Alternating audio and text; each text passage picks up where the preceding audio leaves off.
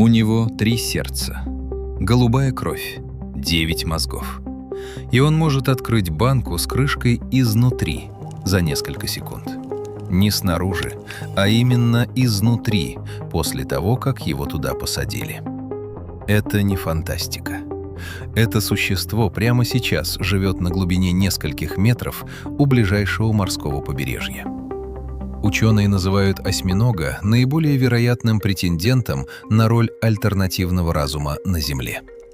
Существо, которое пришло к интеллекту совершенно другим путем, не через позвоночник, не через мозг в черепе, не через стаю и общение.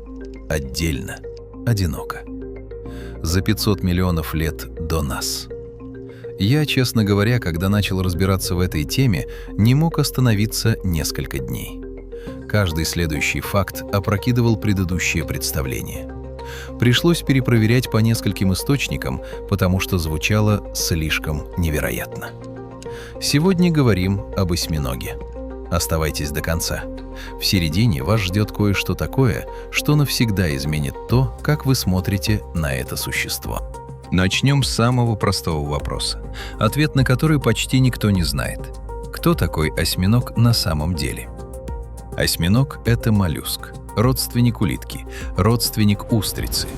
Это то же самое животное, которое в какой-то момент эволюции потеряло раковину, вылезло из нее и стало другим. Представьте, вы улитка. Ваши предки миллионы лет прятались в раковине. Это работало, надежная стратегия. Но потом что-то изменилось. И вместо того, чтобы продолжать прятаться, ваша ветвь решила: раковина долой. Мягкое тело — это не слабость, это возможность. Возможность стать кем угодно. Именно это и сделал осьминог. Без панциря, без костей, без единой твердой структуры. Он стал одним из самых успешных хищников океана. В мире существует около 300 видов.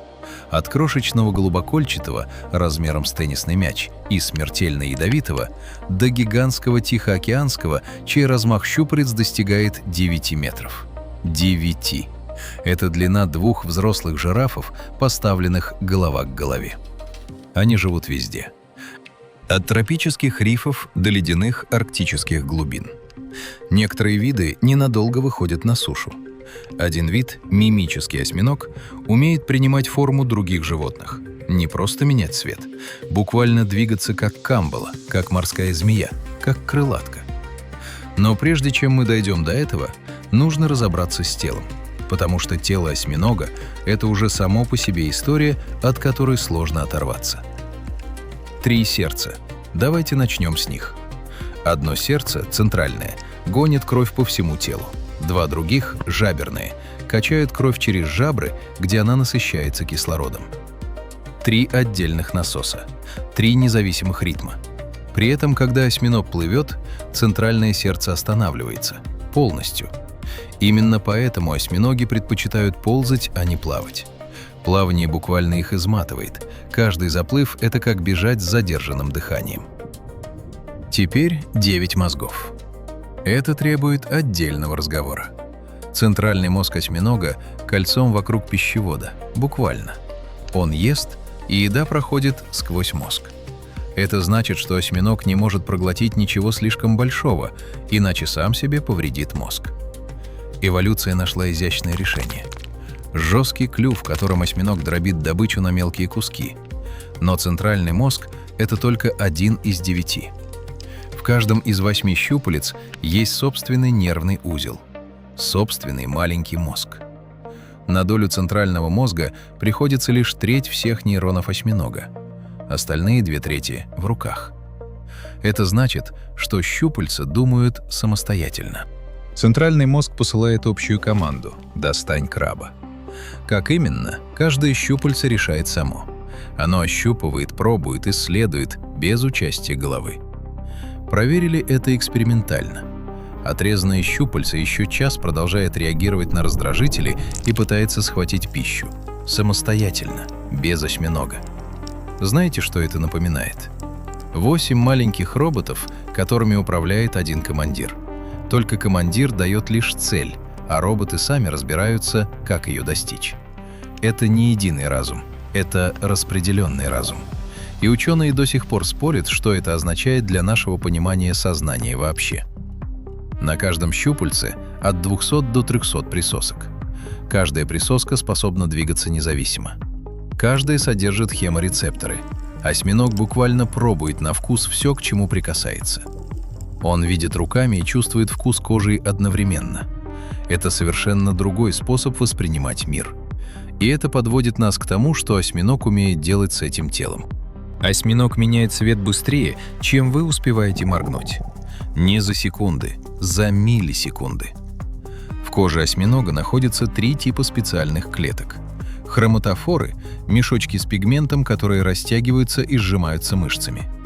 Иридофоры – клетки, отражающие свет, как маленькие зеркала. Папиллы – крошечные мышцы, меняющие текстуру кожи, делают ее гладкой, бугристой, шипастой за доли секунды. Все это работает одновременно. Осьминог не просто меняет цвет, он меняет цвет, рисунок, текстуру и форму тела в один момент. Может притвориться камнем, может притвориться кораллом, может раствориться на фоне песка так, что вы пройдете в метре и не заметите. А теперь самое поразительное. Осьминоги – дальтоники. Большинство видов видят мир в одном цвете. У них в глазах только один тип фоторецепторов. Как они тогда подбирают цвет маскировки с такой точностью? Ученые долго не могли ответить на этот вопрос. Потом обнаружили кое-что неожиданное. В коже осьминога есть светочувствительные белки, те же самые, что стоят в глазах. Возможно, осьминог видит кожей, буквально ощущает свет всей поверхностью тела и подбирает маскировку не глядя. Это гипотеза, она еще не доказана окончательно. Но она объясняет то, что иначе не объяснить. Теперь о том, как осьминог охотится. Он терпелив. Невероятно терпелив. Часами может сидеть неподвижно у входа в нору, притворяясь частью рифа. Краб проходит мимо, молниеносный бросок, щупальца обволакивают жертву со всех сторон, присоски фиксируют намертво. Дальше в дело идет клюв. Единственная твердая часть тела осьминога. Он похож на клюв попугая и сделан из того же материала – хитина. Клюв прокусывает панцирь краба или раковину моллюска. В рану впрыскивается яд. Он парализует жертву и начинает переваривать ее изнутри еще до того, как осьминог начал есть. Осьминоги ядовиты все, без исключения. Просто у большинства яд слабый, достаточный для краба, но не опасный для человека. Исключение – голубокольчатый осьминог. Его яд убивает взрослого человека за несколько минут. Противоядия не существует. При этом сам укус практически безболезненный. Многие жертвы не понимают, что произошло, пока не становится поздно. Но осьминог не только прячется и нападает из засады, он еще и думает. И вот здесь начинается самое интересное из всего, что мы знаем об этом существе. В лаборатории Сиэтлского аквариума жил осьминог по имени Инки. Обычный день, обычный бак. Ночью крышка оказалась чуть сдвинута. Инки выбрался, пересек несколько метров мокрого пола, нашел сливное отверстие диаметром примерно с его голову, протиснулся в него и ушел в океан через канализационную трубу. Персонал обнаружил это утром. По влажному следу на полу восстановили весь маршрут. Это не единственная история побега. Осьминоги в неволе регулярно вылезают из баков ночью, переползают в соседние, поедают рыбу и возвращаются обратно. Персонал замечал это только потому, что рыба таинственно исчезала. Поставили камеры, и все стало ясно. Что это означает? Осьминог видит задачу, планирует решение, выполняет его в несколько шагов. Это не рефлекс, это не случайность. Это именно то, что мы называем решением задачи.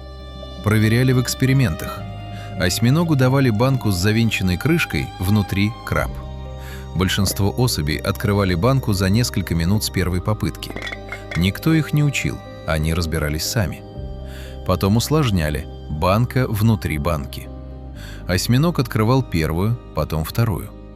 Потом ставили банку, где крышка откручивалась в обратную сторону. Справлялись и с этим, методом проб, ошибок и, судя по всему, чего-то похожего на рассуждение. Осьминоги узнают конкретных людей. Не людей вообще, конкретных. В том же сиэтлском аквариуме один осьминог явно недолюбливал одного из сотрудников. При его приближении выпускал струю воды в лицо. Других сотрудников не трогал. Именно этого каждый раз. Однажды в аквариуме провели эксперимент. 8 человек в одинаковых синих комбинезонах по очереди подходили к баку.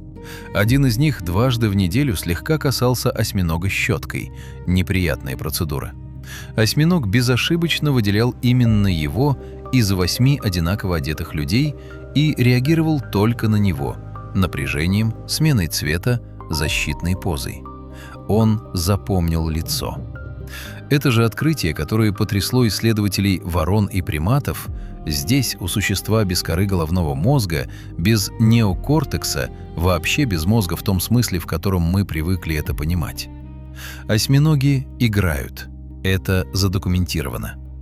Им давали пустые флаконы от таблеток, которые ничем не пахли и были несъедобны. Осьминоги брали их, пускали по течению воды в баке, ловили, пускали снова. Снова и снова. Без какой-либо практической цели. Игра ради игры – один из маркеров сложного интеллекта. Среди животных так делают шимпанзе, вороны, дельфины, собаки и осьминоги. А теперь самый неудобный вопрос. Если все это правда, если осьминог думает, узнает, играет и планирует, что именно происходит у него внутри? Есть ли там что-то похожее на опыт, на ощущение? Ответа нет. Но вопрос уже не кажется абсурдным. Осьминог живет один, всегда. Никакой стаи, никакой пары, никакого сообщества. Он рождается в одиночестве, охотится в одиночестве, умирает в одиночестве. Встреча с другим осьминогом – это либо спаривание, либо угроза. Третьего почти не бывает. И вот что делает это особенно странным. Мы привыкли думать, что интеллект – это продукт социальности. Дельфины умны, потому что живут в сложных группах. Шимпанзе умны, потому что им нужно выстраивать социальные отношения, помнить иерархию, обманывать, договариваться. Даже вороны – социальные птицы с долгой памятью на союзников и врагов. Осьминог сломал эту логику. Он пришел к интеллекту без социальности. Без кого-либо, кому нужно было бы передавать знания. Без культуры. Без обучения от старших. Каждый осьминог изобретает все заново, с нуля, сам. Это означает, что интеллект может возникать не как инструмент общения, а как инструмент выживания в сложной, непредсказуемой среде. Океан — это непостоянство. Каждый день другой риф, другой краб, другая ловушка. Тому, кто не умеет думать гибко, не выжить. Но одиночество имеет цену. И она огромная. Самцы осьминогов живут около года. Самки чуть дольше, но не намного. После спаривания самец, как правило, погибает в течение нескольких недель. Самка откладывает яйца, тысячи яиц, нитями прикрепленных к потолку норы, и перестает есть. Совсем. На протяжении нескольких месяцев она только охраняет кладку, обдувает яйца водой, чистит их, защищает от хищников. Не ест. Не спит по-настоящему. Не уходит. К моменту, когда яйца вылупляются, она умирает. Истощенная, но выполнившая единственную задачу.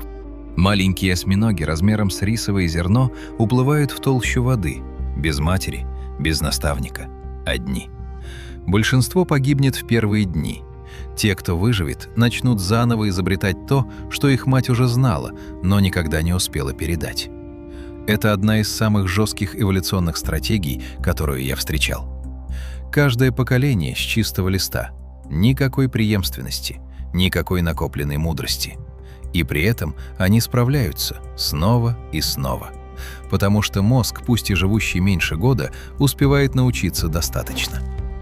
Меня вот этот момент в теме осьминогов поразил больше всего. Представьте, у вас есть меньше года. Вы рождаетесь ничего не зная. И за это время вы должны научиться охотиться, прятаться, решать задачи, открывать банки, узнавать лица, и все это самостоятельно, без единого учителя рядом. А потом умереть, не успев ничего рассказать детям.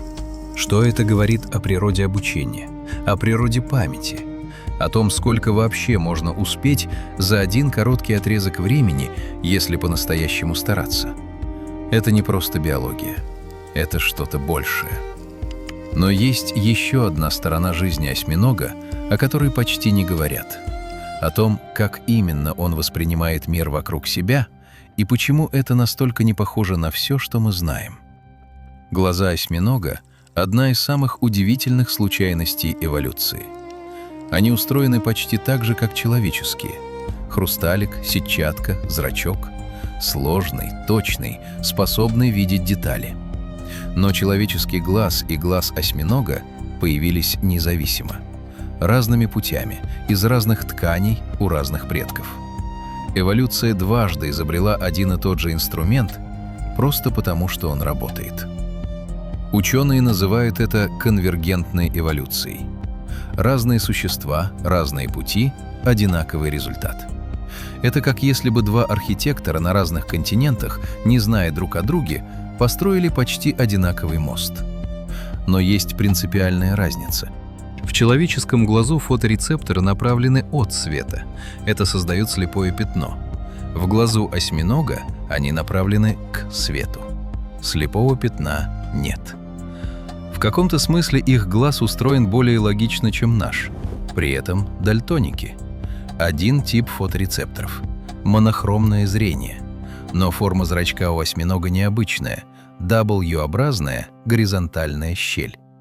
Есть гипотеза, что такой зрачок позволяет улавливать поляризованный свет. А поляризованный свет – это информация о цвете, недоступная нашим глазам. Возможно, осьминог видит цвет не так, как мы, но все равно видит, через другой механизм. Это пока гипотеза.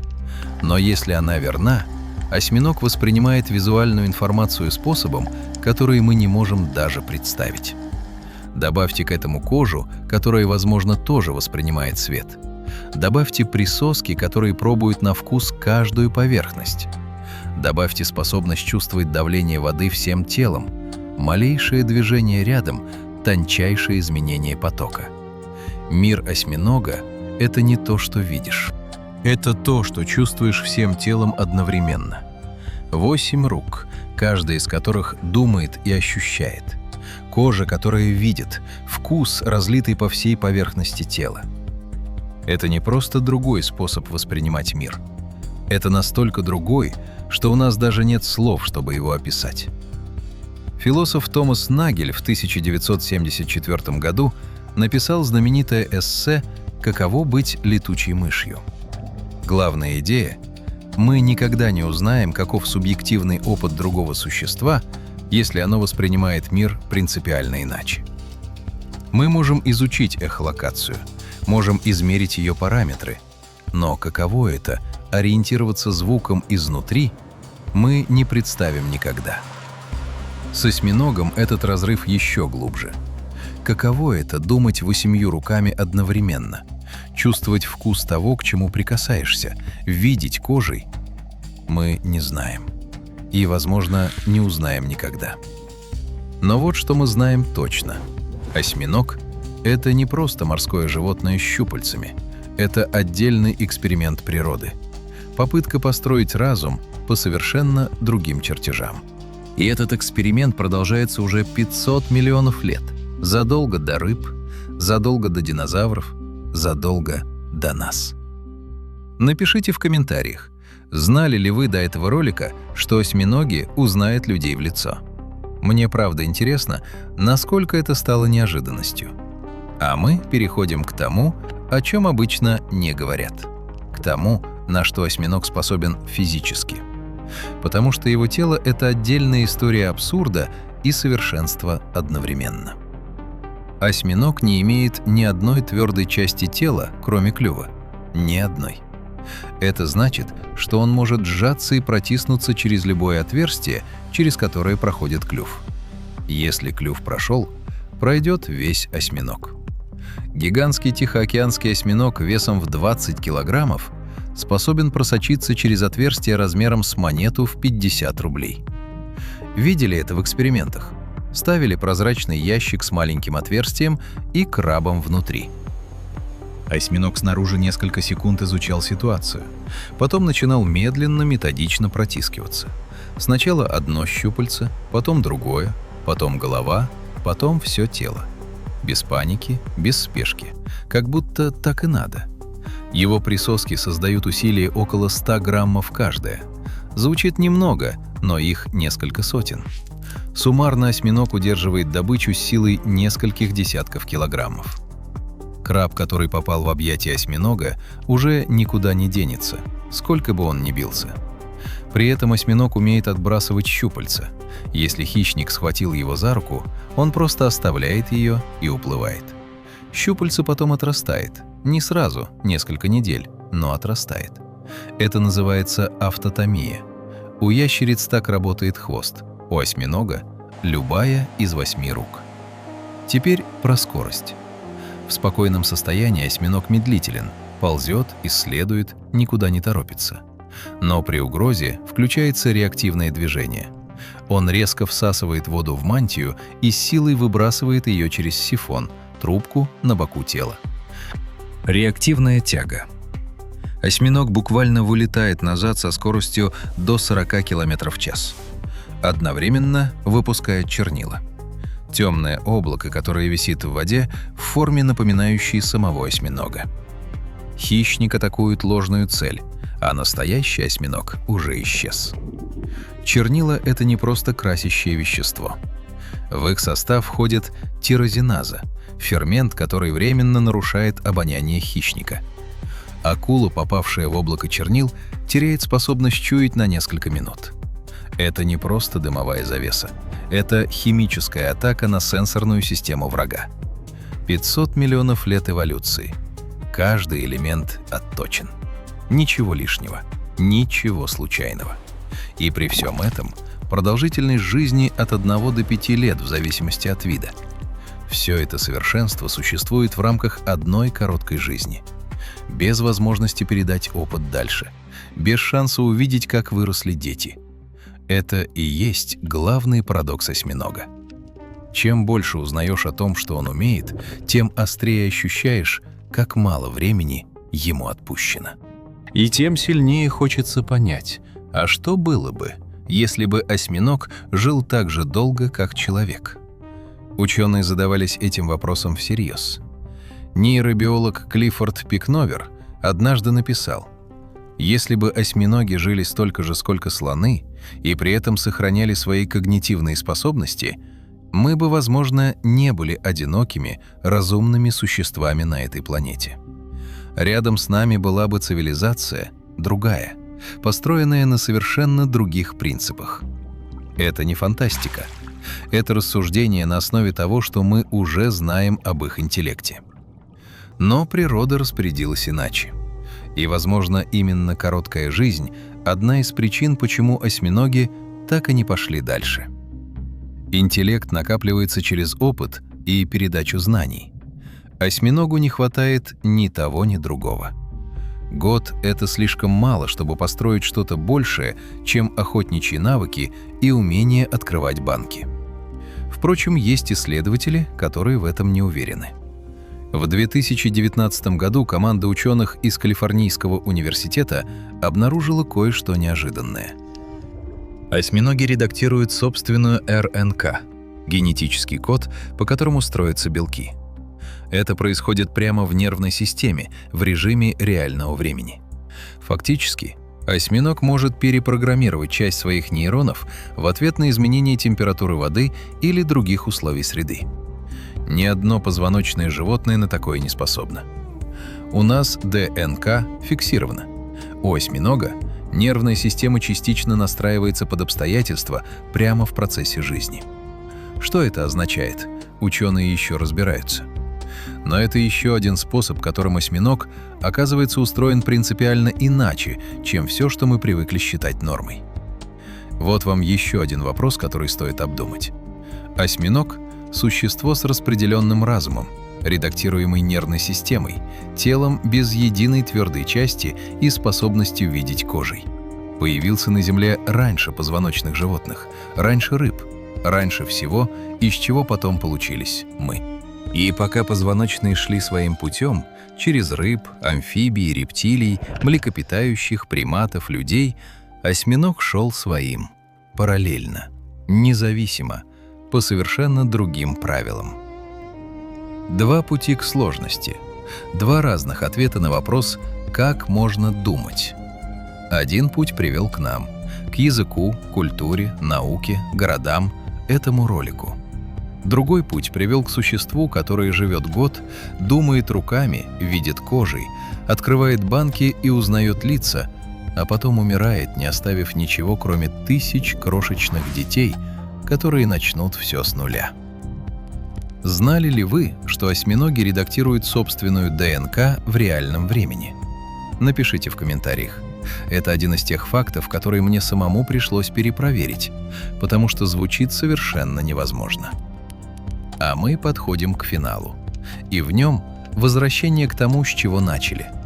Потому что 3 сердца, голубая кровь и 9 мозгов — это не просто набор диковинных фактов.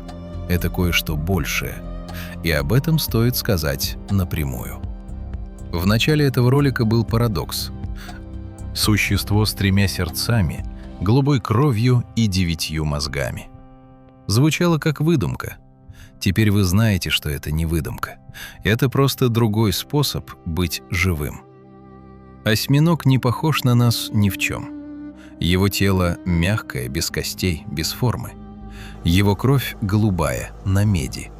Его разум распределен по 8 рукам, каждая из которых думает сама. Его жизнь короткая, одинокая, без прошлого и без будущего, которое он мог бы увидеть. И при всем этом он решает задачи, узнает лица, играет, планирует побег, редактирует собственную нервную систему под обстоятельства. Мы привыкли думать, что разум — это что-то, что строится по одному шаблону. Мозг в черепе, нейроны в коре, социальность как двигатель сложности, долгая жизнь как условие накопления опыта. Осьминог опровергает все это одновременно. Он не читал наших учебников. Он не знает, что так нельзя. Что нельзя думать руками. Что нельзя видеть кожей. Что нельзя быть умным, живя всего год и никогда не встречая собственных детей. Он просто живет. И в рамках этого одного короткого года успевает больше, чем мы успеваем заметить. Есть в этом что-то, что лично меня не отпускает. Не биологический факт, а образ. Существо, которое несет в себе 500 миллиарда лет эволюции, думает 8 независимыми умами, воспринимает мир способами, которые мы не можем представить, и при этом тихо сидит на дне океана у какого-то рифа, ждет краба.